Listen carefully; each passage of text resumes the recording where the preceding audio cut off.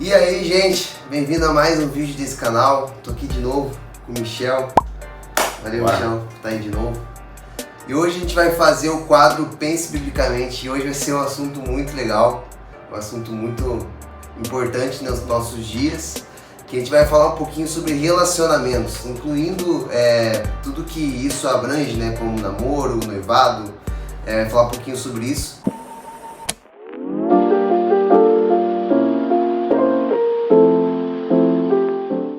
A gente quer lembrar que esse vídeo não é só sobre, não é para atacar ninguém, não é para gerar pautas, mas é para falar o Pense Biblicamente, o que a Bíblia pensa, o que a Bíblia diz sobre isso e como que a gente cristão deveria se portar frente a esses dilemas, né?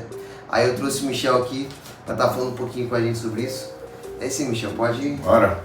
Isso aí é polêmico, né? Alerta de polêmica. Isso é polêmico. Mas a gente estava conversando aqui em off e um dos assuntos que eu acho que mais falta base bíblica, cultural e até mesmo coragem de ensinar é o assunto sobre relacionamento entre um rapaz e uma moça, né? Que culturalmente a gente chama de namoro. Então a gente às vezes tem muito medo de entrar nessas coisas porque a gente tem uma cultura pré-estabelecida de como são os relacionamentos entre um menino e uma menina, inclusive dentro da própria igreja.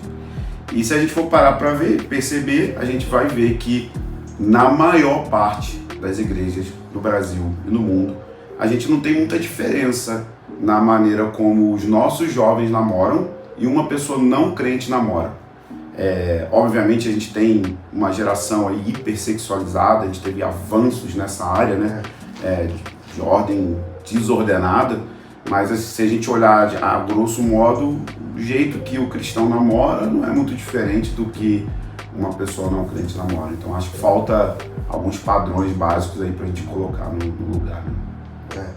E falando assim você falou sobre o namoro ser igual dentro da igreja e fora da igreja, o que você vê na sua interpretação, o que a Bíblia diz, né, a grosso modo, sobre essa questão de relacionamento entre um menino e uma menina, até nessa fase pré-casamento? Sim, a Bíblia tem um texto muito legal aqui, 1 Tessalonicenses 4, 3 a 8. A vontade de Deus é que vocês sejam santificados, abstenham-se da imoralidade sexual.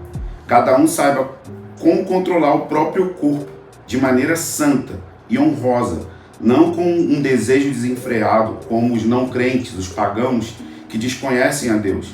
Nesse assunto, ninguém prejudique o seu irmão, nem dele se aproveite. O Senhor castigará todas essas práticas. É muito forte isso aqui. Exato. Como já lhe dissemos e asseguramos, porque Deus não nos chamou para a impureza, mas para a santidade. Portanto, aquele que rejeita estas coisas não está rejeitando o homem, mas Deus que lhe dá o Espírito Santo. Então aqui é uma recomendação paulina dizendo para a gente não ter imoralidade sexual na nossa vida e ter um autocontrole do nosso próprio corpo. E aqui tem uma coisa interessante que ele diz assim: ninguém prejudique o seu irmão, nem dele se aproveite. Essa expressão aqui seria melhor traduzida como defraudação. A defraudação é quando você gera sentimentos, emoções e desejos numa outra pessoa que você ainda não tem a capacidade e a responsabilidade de ir até o fim com esses sentimentos. Então, por exemplo, o namoro do jeito que será que o namoro do jeito que a gente consegue controlar o nosso próprio corpo de maneira santa e honrosa? Não quero nem entrar nos detalhes do que se faz em um namoro normal, né? Toque, cheiro, beijos, beijos de língua, tudo isso é culturalmente aceito. Ficar sozinho com a moça, dentro do contexto cristão, não estou falando de fora não, tudo isso é extremamente normal. E aqui Paulo está falando que a gente precisa controlar o nosso próprio corpo, mas se a gente está dando fogo para o nosso corpo, através dessas práticas que a gente considera normal, como que a gente vai conseguir obedecer as escrituras, não gerar sentimentos e emoções numa moça, ou o contrário também, que a gente ainda não está pronto, né, para ir até o fim, que no nosso caso, como cristão, a relação sexual, ela deve ser guardada para o casamento. Como cristãos, a gente acredita nisso, apesar de que talvez em muitos lugares nem acreditam mais, mas a Bíblia ela é muito clara sobre isso. Então, acho que a gente precisa mexer em algumas coisas e ter coragem de conversar com os nossos jovens, porque tem uma frase interessantíssima, que é: o divórcio começa no namoro. Então é bem sério. A gente está vendo um alto índice de divórcio dentro das igrejas, mas a gente não se atentou de que talvez o problema está em como esses relacionamentos se iniciaram, né? Esse é um ponto. E visto assim tudo que você está falando, me gera duas perguntas, né? A primeira é, no seu ponto de vista, qual é a fase que você vê que o cara está pronto? Existe uma idade ou é algumas coisas que ele apresenta, assim, que ele amadureceu e tal? O que você vê? Muito importante. Eu acho que a primeira coisa que a gente precisa entender é que antes de um homem e uma menina estarem prontos, eles precisam ser forjados no seu caráter no meio da família. Mas a gente tem um problema, a gente tem uma geração que não sabe, não viveu ou vem de lares quebrados, não tem família. E aí entra a importância da gente ter pastores, líderes maduros que vão ajudar nessa formação desse caráter, dessa maturidade emocional, porque antes de casar, você precisa virar homem antes de casar e não tentar virar homem dentro do casamento. Isso é uma grande tragédia anunciada de uma geração de Peter Pans, né? Uma geração do videogame, que o cara entra para dentro do casamento com uma alma de menino, né? De adolescente. Né? E as meninas também não se preparam com maturidade emocional para aprender a suportar dores, sofrimento, falta, submissão, obediência, aprender a seguir a visão de um homem, a visão de um marido, ser uma auxiliadora idônea. Acho que falta isso. Então, eu acho que a gente precisa entender que, assim, um menino de 15 anos não tem isso, né? Uma menina de 15 anos não tem essa maturidade, dificilmente. Então, a gente precisa olhar para a idade, mas precisa olhar assim, você emocionalmente está pronto para um relacionamento? Espiritualmente você está pronto para um relacionamento? Financeiramente você está pronto para um relacionamento? Porque na minha religião, eu não acho que a pessoa deveria ficar mais do que 2 anos em um relacionamento de preparação para o casamento. Então ela precisa entrar no relacionamento já tendo essas coisas, ou seja, daqui a 1 ano e meio eu tenho capacidade emocional, espiritual, financeira, sabe, de me casar. Então o homem precisa crescer em visão, em maturidade, em saber para onde Deus está guiando ele, qual é a missão da vida dele. É claro que quando a gente é jovem a gente não tem isso tudo muito claro, mas a gente tem algumas bases, né, do que a gente quer fazer, né? E a menina precisa ter um padrão de olhar para esse homem e pensar assim, nossa, será que eu estou disposto a seguir esse cara como marido? Assim, será que eu estou disposto a pegar os meus dons, os meus talentos, sabe, aquilo que Deus me deu, misturar com ele, mas seguir ele, potencializando a minha missão na medida que a gente caminha junto como marido e mulher? Então acho que são coisas que a gente não conversa muito com os nossos jovens. Então eu sempre falo assim, eu quero que meu filho esteja pronto para casar antes de sair de casa, né? Então eu tenho pouco tempo aí para cooperar com ele, tem 12 anos, então assim, quero que ele chegue aos 17, 18 anos já um homem pronto para poder ter a sua própria esposa, né? E a minha filha é a mesma coisa, eu quero ser um padrão para ela, dela olhar para mim e falar, nossa, eu quero casar com um homem igual ou melhor que o meu pai, assim, de ser essa referência de marido para ela, né? E a minha esposa, obviamente, ela coopera demais com isso, com a formação do caráter, de feminilidade bíblica, todos esses valores que estão um pouco defasados, assim, meio que longe da igreja. Mas eu acho que é mais ou menos isso. E então, para fechar, na nossa comunidade a gente não tem namoro, né? Não, é amizade intencional que a gente chama. Veio já do Michel, mas eu queria, Michel, que você falasse um pouco pra galera que não tem, às vezes, as pessoas em volta dela, ou essas culturas, né?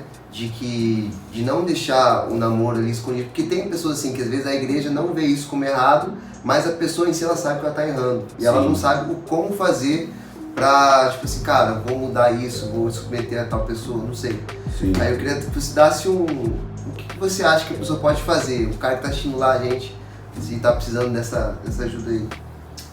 Eu acho que o ponto principal aqui, que é bem delicado, é de como os pais e a liderança, né, lidam com isso. Até tem algumas coisas aqui que eu sempre estou ensinando esse assunto para os jovens, né, como que os pais podem e devem agir para ajudar nessa questão. Então, Isso aqui tudo deve ser visto como conselhos, deve ser visto como sugestão, não como uma espécie de controle, mas de criar parâmetros seguros ali para que os nossos jovens possam pensar. Então, como pai, a gente precisa estabelecer critérios para o candidato, ou tipo assim, quem é a pessoa que vai namorar meu filho ou minha filha, quais são os critérios da nossa família ou da nossa liderança para uma pessoa poder começar um namoro, estar pronto para isso, né?